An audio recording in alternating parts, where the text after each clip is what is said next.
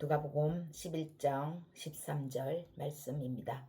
너희가 악할지라도 좋은 것을 자식에게 줄 줄 알거든 하물며 너희 하늘 아버지께서 구하는 자에게 성령을 주시지 않겠느냐 하시니라. 아멘. 오늘은 성령을 구하십시오 라는 제목으로 하나님의 말씀으로 은혜를 나누고자 합니다. 하나님께서 각자에게 성령의 선물을 내려주시기를 예수님의 이름으로 축복합니다. 우리는 부모님이 선물을 주실 때 어떤 것을 주시기를 바랍니까? 최고의 선물 받기를 기대할 것입니다. 최고의 선물, 각자 마음속으로 정하는 가격은 다 다릅니다.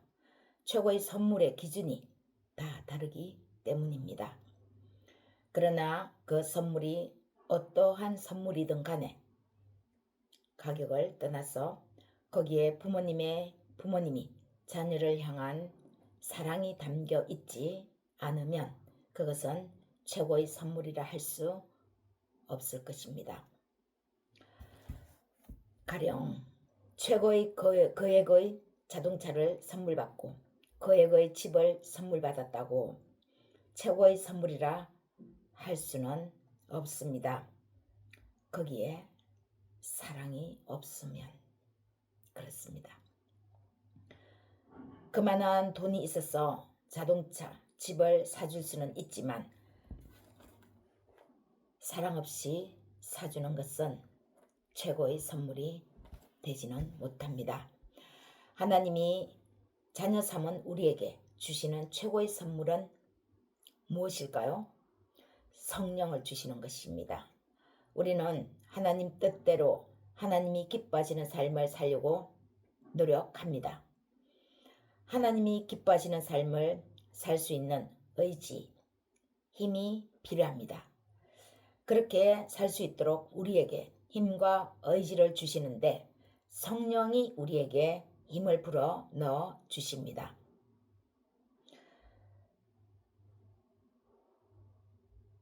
우리에게 부어주시는 성령의 힘은 외부로부터 우리에게 주어지는 것이 아닙니다.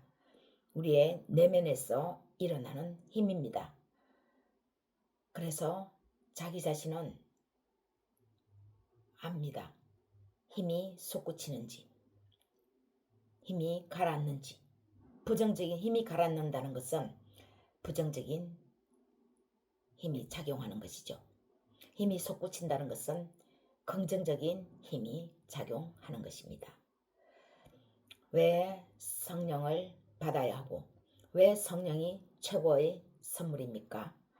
첫째는 성령은 분별력을 갖게 합니다.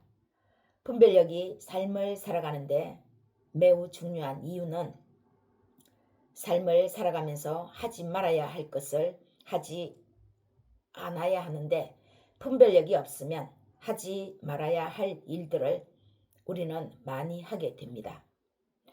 우리는 때때로 무엇을 할까, 무엇을 해야지 하는 고민에 휩싸입니다. 그러나 무엇을 해야지 하는 것의 강박관념에서 벗어나서 어떤 것이 삶의 해로운지를 알고 그 해로운 것을 하지 않으면 저절로 무엇을 해야 하는지가 분명해집니다.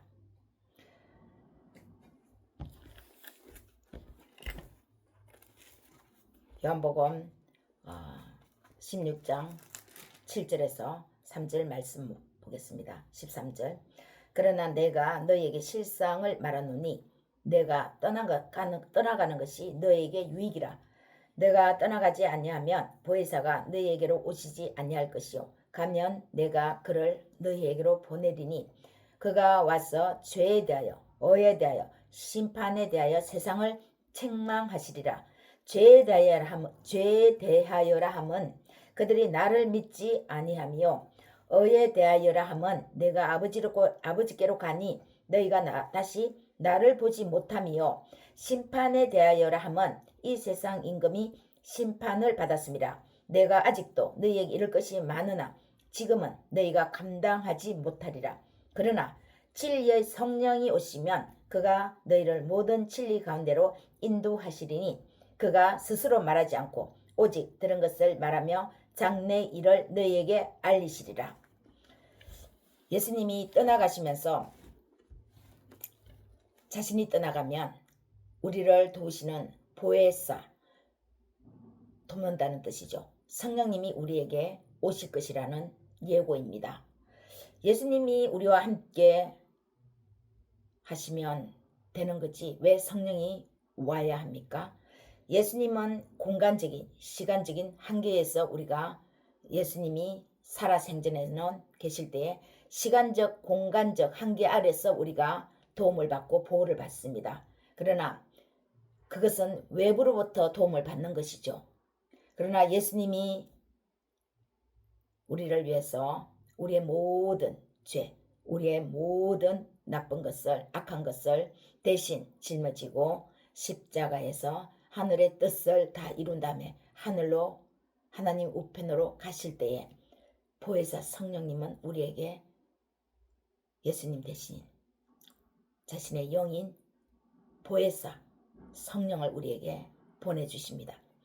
그 성령은 시간과 공간의 한계를 넘었습니다. 시간과 공간의 한계를 지배받지 않습니다.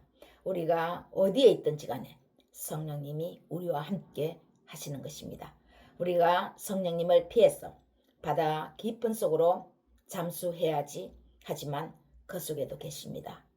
외딴 섬에 혼자 피해서 피신해야지 그곳에도 계십니다.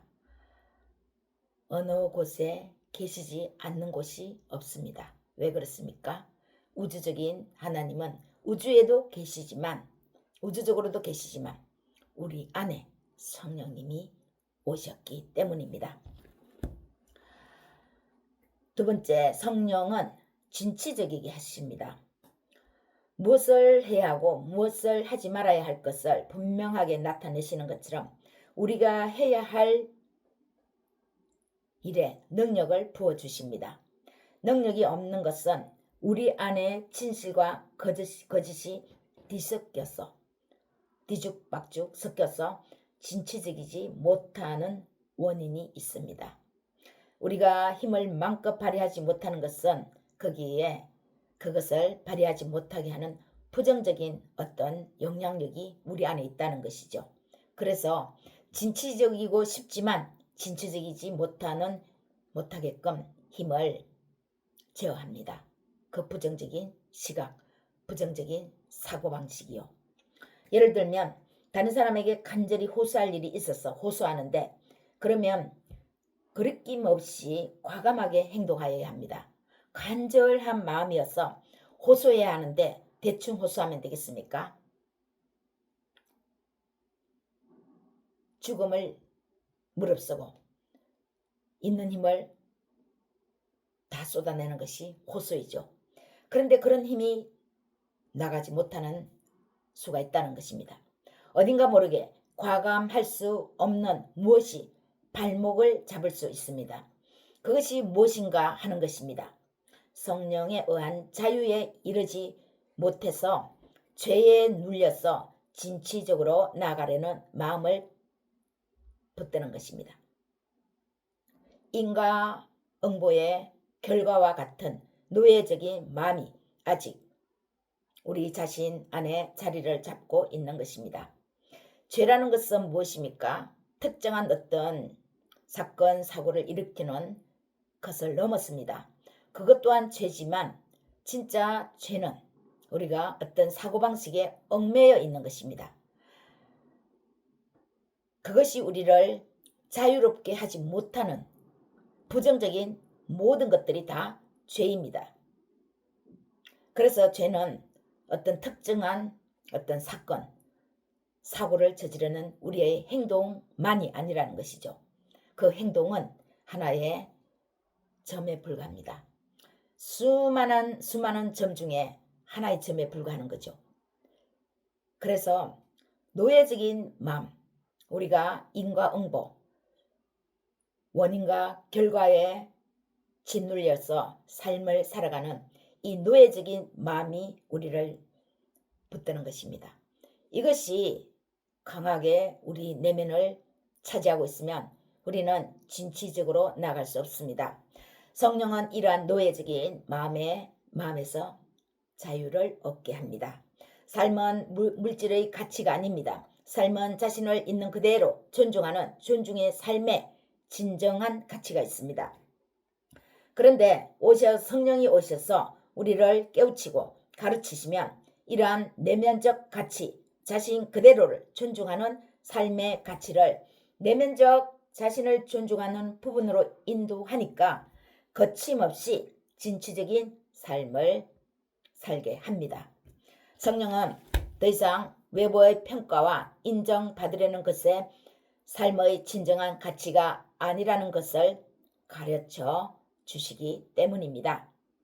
세 번째, 성령은 끊임없이 하나님의 자녀로 하여금 비상하게 합니다. 로마서 우리 15장 13절을 잠시 보겠습니다. 로마서 15장 13절 소망의 하나님이 모든 기쁨과 평강을 믿음 안에서 너희에게 충만하게 하사 성령의 능력으로 소망이 넘치게 하시기를 원하노라. 인간의 죽음에 이르는 것은 더 이상 소망이 없을 때입니다. 이것은 육체적인 몸이 죽는 것을 의미하지 않습니다. 소망이 없어서 죽었다는 표현은 우리의 정신과 영혼이 죽었다는 의미입니다. 몸은 살아있으나 몸은 성장해 있으나 그 안에 소망, 더 이상 희망, 목표가 없으면 그 사람은 살았지만 산 것이 아닙니다.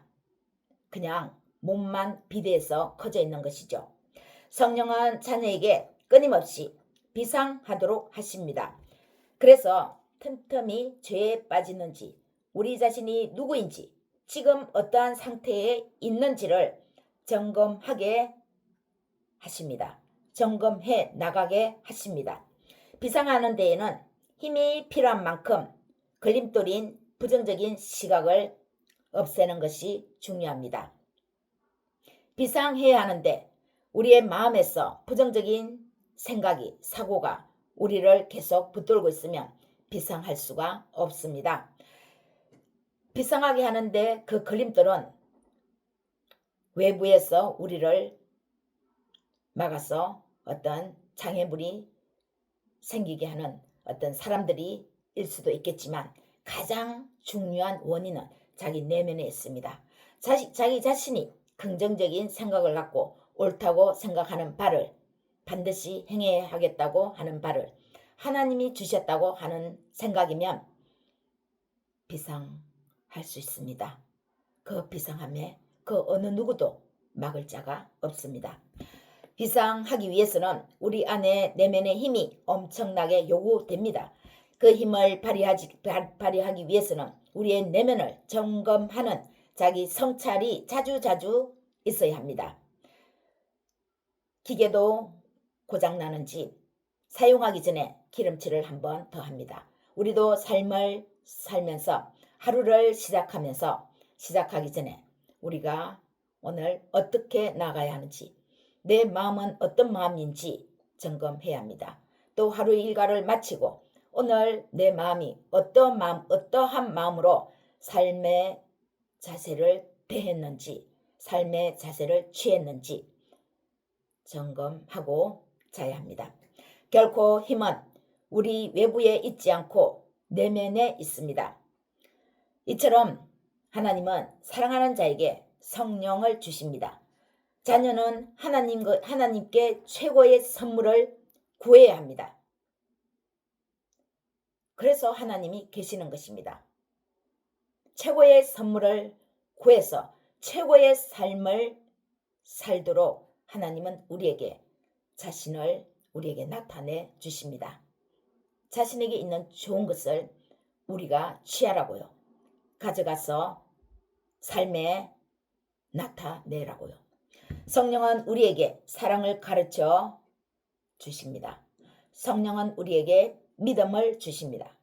그리고 성령은 우리에게 소망을 불어넣어 주십니다. 우리는 성령을 매일매일 구하며 나아가야 합니다. 성령은 우리를 두려움이 있지만 이기게 합니다. 두려움 없는 사람이 어디 있겠습니까? 두려움을 이기는 사람을 우리가 용감하다, 용기 있다 그러죠. 용기는 바르게 말을 하면 두려움을 이긴 사람을 뜻합니다. 그래서 용감하다, 저 사람 참 용기 있다, 대단하다 그러면 그 속에 저 사람은 두려움을 이기고 나간 사람이구나, 우리가 그렇게 생각하는 것입니다. 사랑하는 삶, 믿음으로 사는 삶, 소망을 넘치도록 받아 비상하는 진취적인 삶을 살려고 하는 그 목적의 삶에 어찌 두려움이 시시때때로 몰려오지 않겠습니까? 크게 비상을 하는 사람은 큰 두려움이 있습니다. 그 큰 두려움도 성령을 구하면 성령께서는 두려움을 넘어서 나가게 하십니다. 현실을 만족하고 안주하는 삶에는 두려움도 없습니다. 도전하지 않고 모험하지 않는데 두려움이 따르겠습니까? 두려움은 도전하고 모험하는 믿음의 사람에게 당연히 따라오는 어떠한 현상입니다. 당연히 우리 안에 들어오는 현상이죠. 그게 나쁜 것이 아니죠. 두려움은 당연하지만 이 당연한 것을 뚫고 나아가는 것이 바로 성령님이 우리에게서 주시는 힘입니다. 두렵지 않게. 물고기가 흐르는 강물을 역류해서 헤엄치려면 더 강한 지느러미 역할이 필요합니다. 지느러미의 힘이 있어서 흐르는 강물을 역류해서 헤엄쳐서 올라가려면 얼마나 많은 힘을 발휘해야 하겠습니까? 그 물고기는 힘이 세집니다. 힘이 세질 수밖에 없습니다. 물을 역류해서 거슬러 올라가야 하니까요. 성령을 선물로 받으면 세상을 역류하는 비상하는 힘이 있습니다. 세상은 때로는 하나님의 자녀가 나아가는 그 걸음을 멈추게 하려고 합니다. 나가지 못하도록 부정적인 시각을 앞에 내세워 줍니다. 이러이러하니까 나가지 못한다. 대부분 사람들이 다 그 앞에서 좌절한다. 그러니 너도 하지 못할 것이다. 세상은 우리에게 이러한 논리정연하게 그럴듯한 논리로 우리를 제시합니다. 우리에게 제시해 줍니다. 하나님의 자녀가 이러한 비상을 하기를 하나님은 원하시고 바라십니다.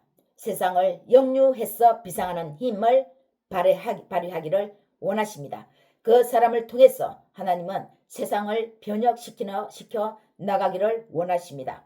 세상의 거대한 힘 앞에 모두가 무릎을 꿇을 때 단 한 사람인 우리 자신이 세상을 역류하시기를 하나님은 바라시고 원하십니다. 그리고 우리를 향해서 기대하십니다. 여러분, 하나님 앞에 무엇을 구하고 있으십니까?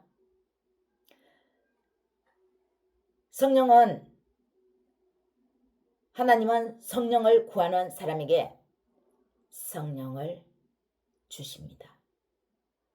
기꺼이 주십니다.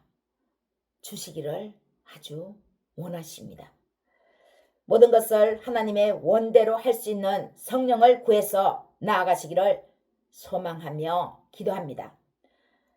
참고로 성령은 말씀을 읽고 듣고 보고 묵상하고 그 묵상한 것을 삶에서 실천하는 것에서 성령은 우리에게 더욱더 활동적으로 일을 하십니다. 우리를 통해서 우리 안에서 일을 하십니다. 우리의 이성으로는 옳고 그른 것을 분별하는 것이 어렵습니다. 그러나 성령께서는 우리가 할 수 없는 그 미묘한 것을 알게 해주십니다. 우리가 로마서 요한복음 16장 3절을 읽고 말씀을 마무리하겠습니다. 요한복음 16장 3절 13절 그러나 진리의 성령이 오시면 그가 너희를 모든 진리 가운데로 인도하시리니 그가 스스로 말하지 않고 오직 들은 것을 말하며 장래 일을 너희에게 알리시리라. 사랑하는 하나님께서 사랑하시는 여러분,